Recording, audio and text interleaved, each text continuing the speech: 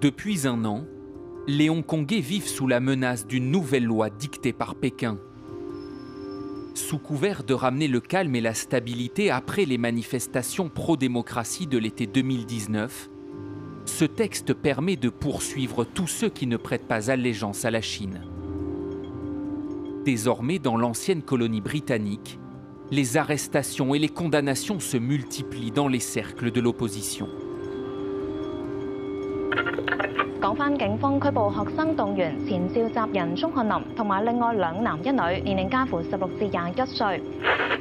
當日拘捕10個人，涉嫌違反港區國安法。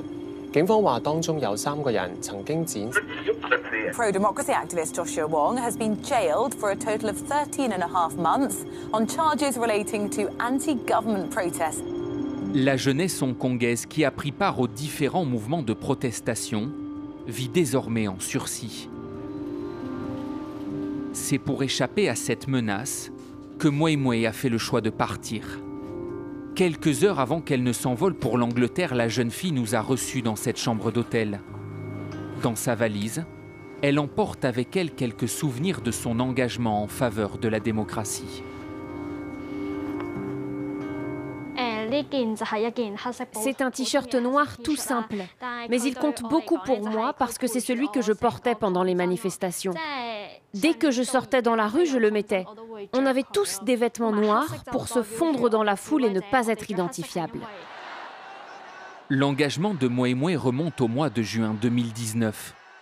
Pendant tout l'été, comme des centaines de milliers de Hongkongais, elle manifeste en faveur de la démocratie et contre l'emprise de la Chine. Mais un an plus tard, elle est arrêtée par la police. J'étais avec des amis et on chantait des slogans pro-démocratie dans un centre commercial. Et puis soudain, la police nous a encerclés et nous a tous arrêtés. J'ai été poursuivie pour participation à un rassemblement illégal. Comme Mui Mui, plus de 1700 mineurs ont été arrêtés depuis les manifestations de 2019. Parmi eux, près de 500 ont déjà été condamnés. En partant pour l'Angleterre, la jeune fille échappe à un procès, mais fait un choix radical. À seulement 15 ans, elle abandonne ses parents pro-Pékin. Ils ne savent rien de l'imminence de son départ. Je n'ai rien dit à mon père et aux autres membres de ma famille. Je leur demande pardon, mais j'espère qu'un jour ils comprendront pourquoi j'ai fait ça. Ce soir-là, sur la baie de Hong Kong, elle est venue dire au revoir à son cousin, le seul membre de sa famille à être au courant de ses projets. Lui aussi est un manifestant pro-démocratie. Il souhaite rester anonyme et déplore le choix de Mui Mui. Je trouve que cette situation est terrible. À son âge, elle devrait être heureuse, poursuivre ses études au collège, sortir avec ses amis, faire du shopping. Au lieu de quoi, elle est contrainte de quitter Hong Kong. Une jeunesse en fuite qui rêve de faire du Royaume-Uni la tribune de son combat. I'm Nathan Law, a Hong Kong activist who fled to London. Joining me in the studio is former Hong Kong lawmaker and pro-democracy activist Nathan Law. Nathan, welcome to DW. Réfugié à Londres, l'un des plus célèbres militants pro-démocratie, Nathan Law, enchaîne les interviews à la télévision pour alerter le monde occidental sur le recul des libertés à Hong Kong.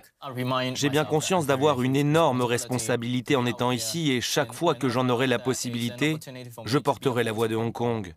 Maintenant, je suis ici et je parle pour le peuple hongkongais et je me bats pour nos libertés, la démocratie.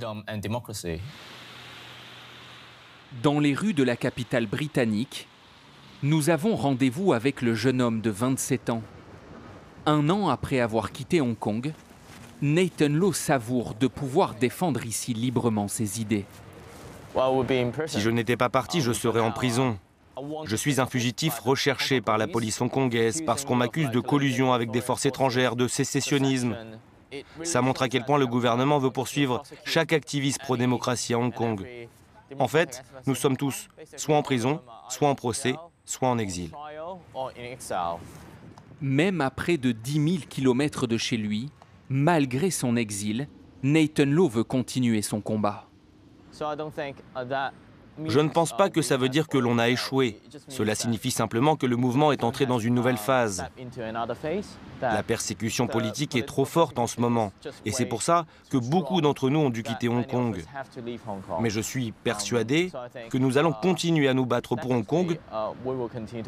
Nous n'allons pas abandonner. Mui Mui, Malcolm, Nathan Law et tous ceux qui ont fait le choix de l'exil ne savent pas s'ils reverront un jour Hong Kong. Le Royaume-Uni, lui, s'attend à une arrivée massive de ressortissants hongkongais. Le bureau de l'immigration estime qu'ils seront plus de 300 000 à s'installer ici dans les 5 prochaines années.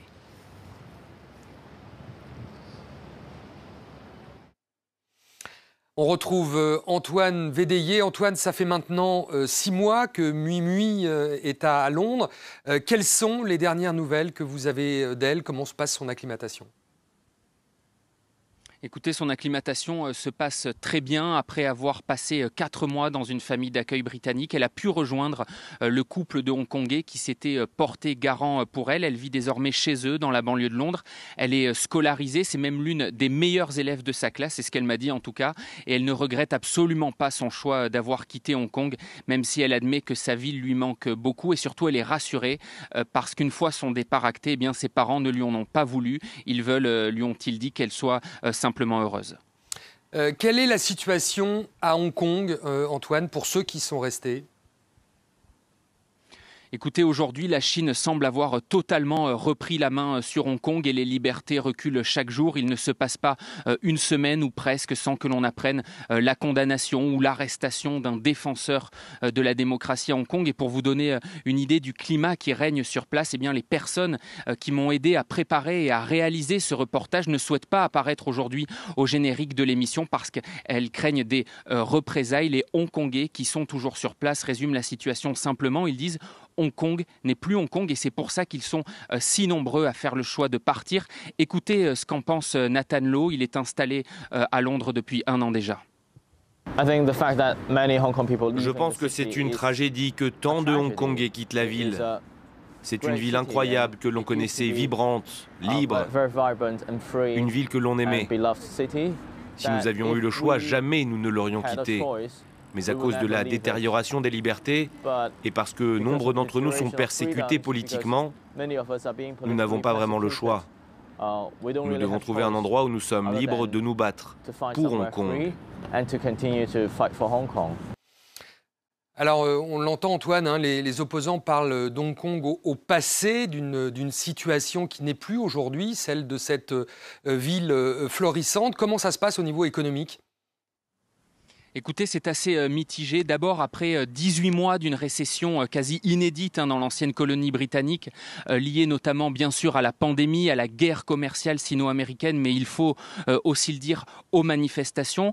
Hong Kong a renoué au premier trimestre de l'année 21 avec la croissance. Donc les indicateurs économiques en ce moment sont plutôt positifs, mais dans le même temps, cette loi sur la sécurité nationale, elle inquiète bien sûr le milieu des affaires, d'autant qu'elle concerne aussi les étrangers qui vivent à Hong Kong et donc certaines entreprises ont fait le choix de partir vers d'autres places financières asiatiques. Je pense notamment à Singapour. Ils partent pour un climat prospère, un climat plus prospère pour les affaires. Antoine Védéier, donc sur ce choix de l'exil qui s'impose à beaucoup à Hong Kong. C'est la fin de ce magazine. Merci de l'avoir suivi. On se retrouve la semaine prochaine pour un nouveau numéro de Reporter sur France 24.